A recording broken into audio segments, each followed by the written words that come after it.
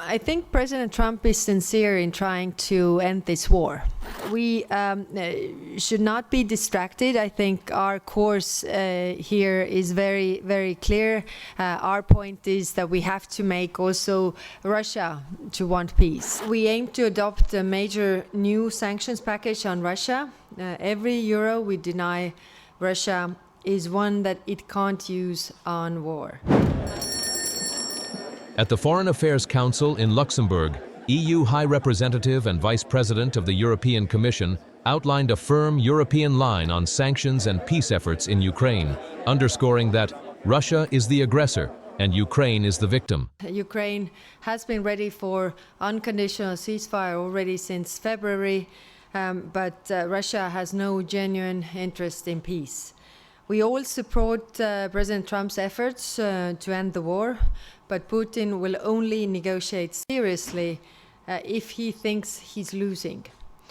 This week, we aim to adopt a major new sanctions package on Russia. Every euro we deny Russia is one that it can't use on war. Ministers were also clear today that after the 19 package, we should work on the next package. It will not be the last one. We should also all heed to President Trump's call to stop buying Russian oil and gas. Ukraine needs more military support, but also more financial support. Ministers today discussed the European Commission's proposal to mobilize frozen Russian assets for Ukraine's immediate defense needs. There was a broad support today to get this done, and it is crucial that we make progress on addressing the legal and fiscal modalities this week. The reparation loan can send a very powerful message to Moscow that it can't outlast us.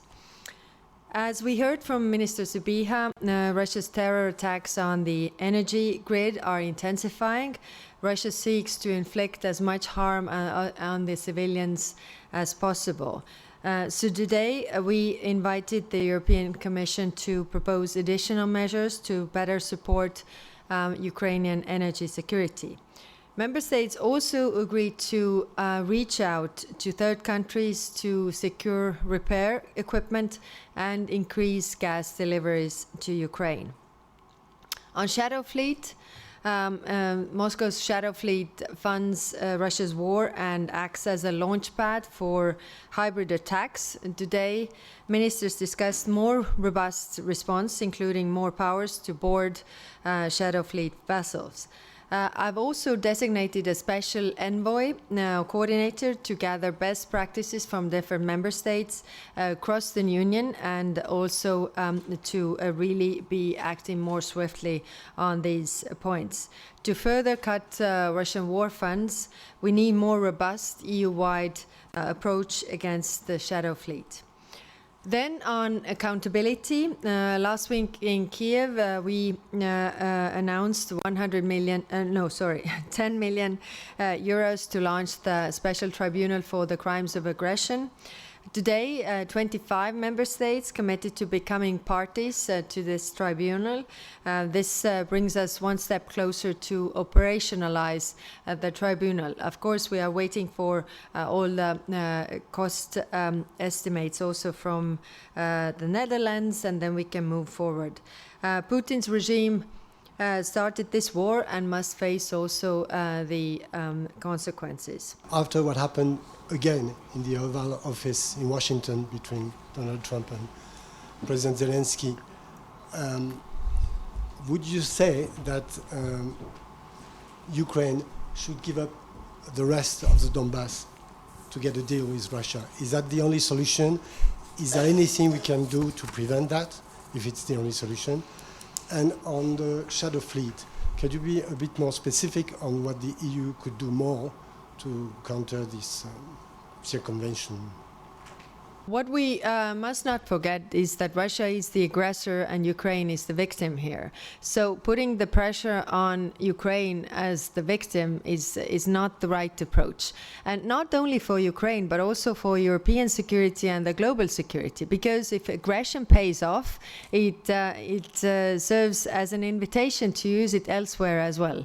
And that's why we have been really on the course and very clear in our strategy. Putting pressure on Russia will end this war. They can end this war immediately because they are, bombing the civilian infrastructure. 93% of Russian attacks have been on civilians, which is against all the international rules. So if we just give in so that Russia gets what they want, then we will see more of this. We have seen this already in history several times. So our approach is clear. We also discussed this with the ministers today. Our approach is clear: to help Ukraine to defend itself and also pressure Russia to stop this war. We are doing this with the sanctions, to putting the pressure there. Thank you.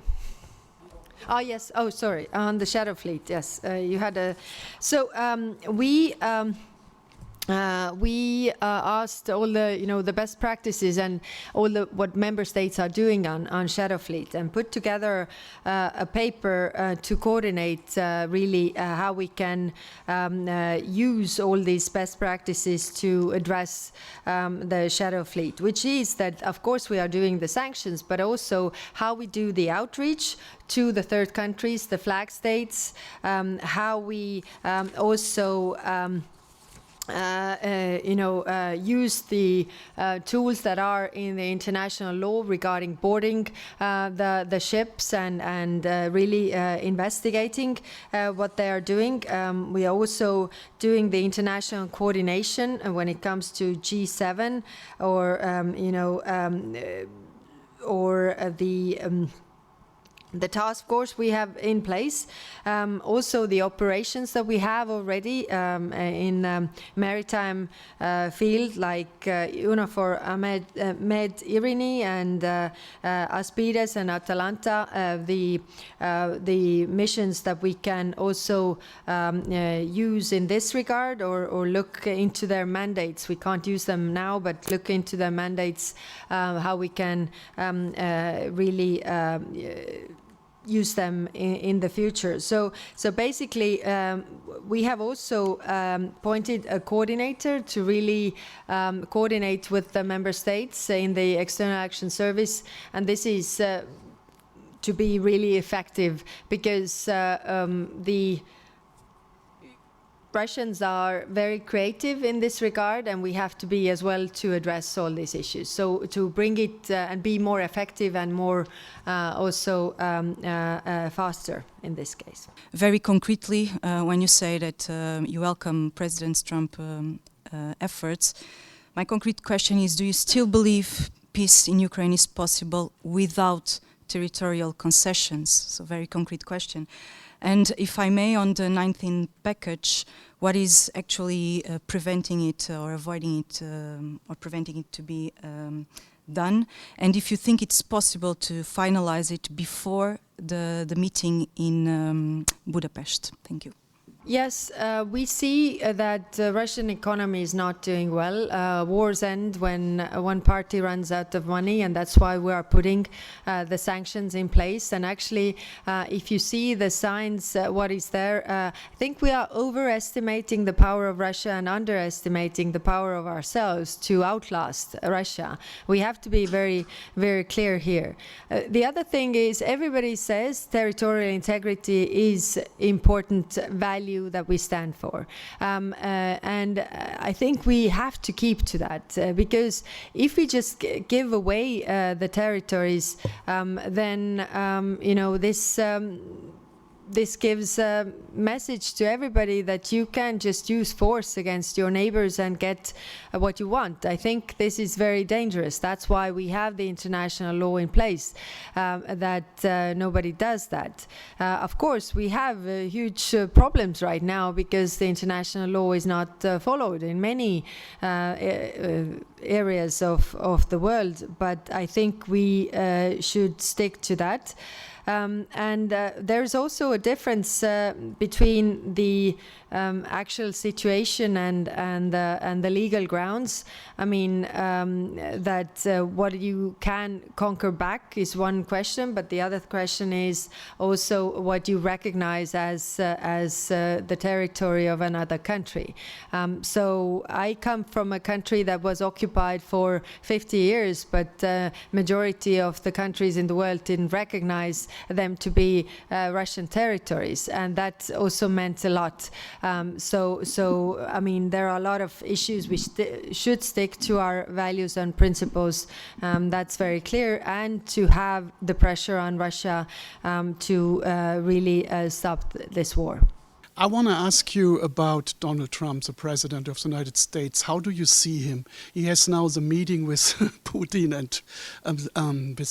and himself without Zelensky. Is he a reliable partner for Europe, or how do you deal with this kind of partner? I think President Trump is sincere in trying to end this war. That is very clear. We also want to end this war. Ukrainians definitely want to end this war. Who doesn't want to end this war is Russia. We should not be distracted. I think our course here is very, very clear. Our point is that we have to make also Russia to want peace, and that's why we are working, also trying to convince our allies all across the world that nothing can come out of these meetings if Ukraine or Europe is not part of it.